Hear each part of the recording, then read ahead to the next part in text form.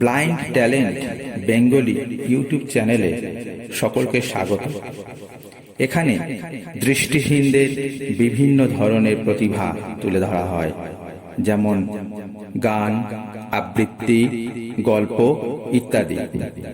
আপনি যদি এই ধরনের ভিডিও পেতে চান তাহলে চ্যানেলটি সাবস্ক্রাইব করুন, পাশে থাকা বেল আইকনটি ক্লিক করুন এবং অল নোটিফিকেশন অন করে দিন।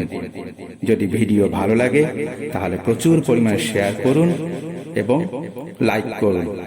আপনি জানুন, অন্যজনকে জানতে সাহায্য করুন। নমস্কার, আমি সঞ্জীব কুমার মণ্ডল। আজ আপনাদের জন্য একটা নতুন গল্প নিয়ে এসেছি। আজ আপনাদের শোনাব স্বামী বিবেকানন্দের গল্প, মহাপ্রস্থান। 1900 খ্রিস্টাব্দের 1 ফেব্রুয়ারি ক্যালিফোর্নিয়ার প্যাসাডেনার শেক্সপিয়ার ক্লাবে স্বামীজি মহাভারত সম্বন্ধে একটি বক্তৃতা করেন। তাঁরই শেষ ভাগ থেকে এই গল্পটি সংকলন করা হয়েছে। কুরুক্ষেত্র যুদ্ধের পর প্রায় 36 বছর কেটে গেছে। রাজা যুধিষ্ঠির রাজ্য পালন করছেন। 36 বছর কেটে গেছে। হঠাৎ একদিন সংবাদ এলো কৃষ্ণ দেহত্যাগ করেছেন। এ সংবাদে পাণ্ডবদের মনে দুঃখের আর অবধি রইল না। কৃষ্ণ ছিলেন তাঁদের পরম বন্ধু, সখা, পরামর্শদাতা ও গুরু। অর্জুনকে তখনই দ্বারকায় পাঠানো হলো।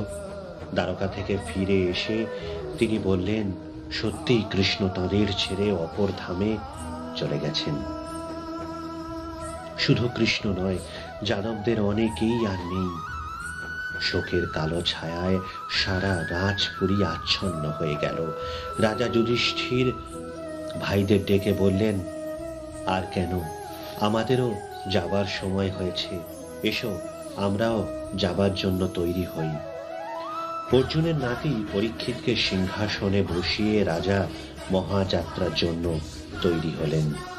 তাঁর সাথী হলেন ভীম, অর্জুন, নকুল, সহদেব আর রানী দ্রৌপদী। রাজ পোশাক ছেড়ে তাঁরা পড়লেন গাছের বাকল।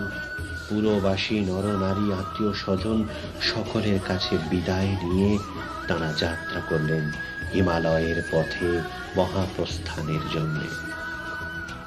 প্রাচীনকালে ভারতবর্ষে রাজারাও বুড়ো বয়সে সন্ন্যাসী হয়ে চলে যেতেন।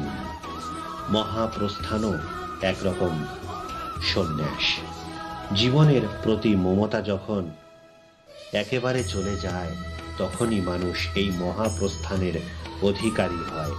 মহাপ্রস্থানের সময় যাত্রীকে ভগবানের চিন্তা করে হিমালয়ের দুর্গম পথে চলতে হয়। দিনের পর দিন খাওয়া দাওয়ার পর্যন্ত তখন উপায় নেই।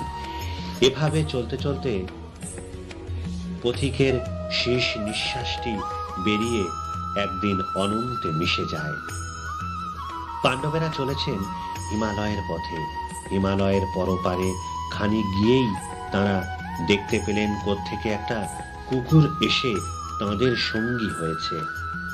তাঁরা যেদিকে যান কুকুরটাও সেই দিকেই যায়, কিছুতেই তাঁদের সঙ্গ ছাড়ে না। ক্লান্ত পদে তাঁরা হিমালয়ের চূড়োর পর চূড়ো পেরিয়ে যেতে লাগলেন। শেষকালে একদিন বিশাল সুমেরু পর্বত তাঁরা সামনেই দেখতে পেলেন। কারো মুখে কথা নেই।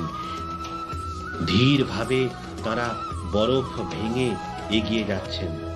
যুধিষ্ঠির চলেছিলেন সবার আগে। তাঁকে ডেকে ভীম বললেন, রাজা দেখুন, রানী দ্রৌপদী মাটিতে পড়ে গেলেন। এ কথা শুনে যুধিষ্ঠিরের চোখে জল এলো। তবুও তিনি ফিরে চাইলেন না। বললেন, আমাদের প্রাণের কৃষ্ণকে আমরা দেখতে চলেছি, এখন আর পিছনে তাকাবার সময় নেই, আমাদের এগিয়ে যেতে হবে। কিছুক্ষণ পর আবার ভীম বলে উঠলেন, দেখুন দেখুন, সহদেবও মাটিতে পড়ে গেল। রাজার চোখে আবার জল এলো, কিন্তু তিনি থামলেন না। কেবল বললেন, চলো চলো আমরা এগিয়ে যাই। সহদেবের পর নকুল, তারপর অর্জুন এবং অর্জুনের পর ভীমও মাটিতে পড়ে চিরকালের মতো চোখ বুঝলেন। রাজা যুধিষ্ঠির তখনও চলেছেন, আর তাঁর পিছনে চলেছেন সেই কুকুরটি। শেষকালে তারা সুমেরু পর্বতে এসে উপস্থিত হলেন। স্বর্গে দুমদুমি বেজে উঠল। দেবতারা আকাশ থেকে থরে থরে পুষ্প বৃষ্টি করতে লাগলেন। একখানা সুন্দর রথ এসে তখন তাঁদের সামনে দাঁড়ালো। রথ থেকে নেমে এলেন দেবতাদের রাজা ইন্দ্র। যুধিষ্ঠিরকে অভ্যর্থনা করে নিয়ে যাবার জন্য দেবরাজ নিজেই এসেছেন। ইন্দ্র বললেন, রাজা, মানুষের মাঝে আপনি সবার চাইতে বড়, কারণ সশরীরে আপনি ছাড়া আর কেউই কখনো স্বর্গে আসতে পারেনি। আসুন রাজা, আপনার জন্যই এই রথ নিয়ে এসেছি। যুধিষ্ঠির তখন উত্তর দিলেন, দেবরাজ, আপনার দয়ায় আমি মুগ্ধ হয়েছি। রানী ও আমার সঙ্গে আসছিলেন, তারা পথেই মারা গেলেন। তাদের ছেড়ে আমি কি করে স্বর্গে যাই বলুন? দেবরাজ বললেন, তারা আগেই স্বর্গে গিয়েছেন, এবার আসুন আপনি আমার রথে। যুধিষ্ঠির তখন পিছনে ফিরে কুকুরটিকে বললেন, এসো বাছা, আমরা তাহলে রথে উঠি। এ কথায় ইন্দ্র একেবারে চমকে উঠলেন। বললেন, সে কি কথা রাজা? কুকুর উঠবে আমাদের রথে? অশুচি অপবিত্র কুকুরটি আপনি পরিত্যাগ করুন। কুকুর কি কখনো স্বর্গে যায় নাকি? আপনি জ্ঞানী, কিন্তু আপনার এ কি বিচার? ধার্মিকদের মাঝে শ্রেষ্ঠ বলেই আপনি সশরীরে স্বর্গে যেতে পেরেছেন। কুকুর কি করে স্বর্গে যাবে? যুধিষ্ঠির উত্তর করলেন, দেবরাজ, আপনি যা বললেন সবই সত্যি, কিন্তু এ কুকুরটি সারা পথ আমার সঙ্গে এসেছে।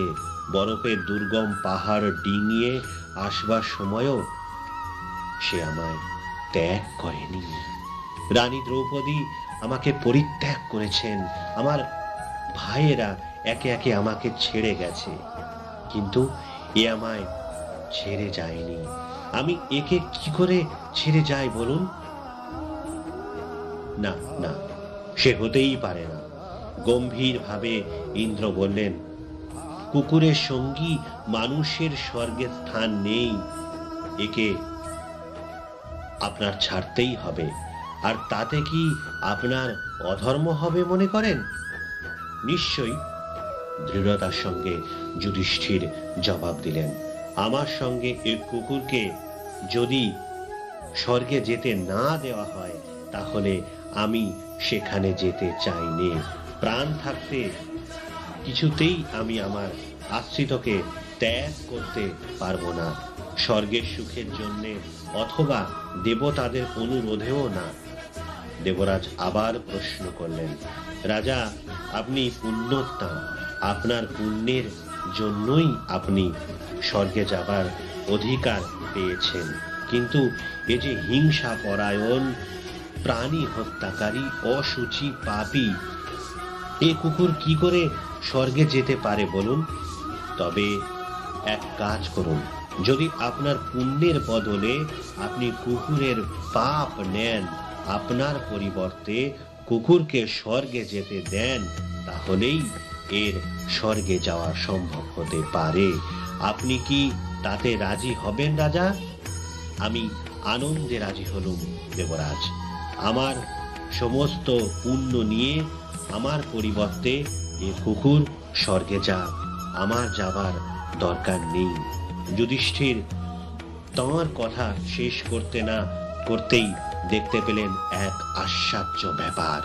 কুকুরটি আর সেখানে নেই। তার জায়গায় দাঁড়িয়ে আছেন ধর্মরাজ যম। যম বললেন, রাজা, তোমার ধর্ম পরীক্ষা করবার জন্যই আমি কুকুর রূপ ধরে তোমার সঙ্গ নিয়েছিলাম। তুমি আমার এ পরীক্ষায় উত্তীর্ণ হয়েছ। তোমার মতো ধার্মিক লোক পৃথিবীতে বিরল। তোমার জন্মে পৃথিবী ধন্য হয়েছে। মহাপ্রস্থান গল্পটি এখানেই শেষ হলো। নমস্কার।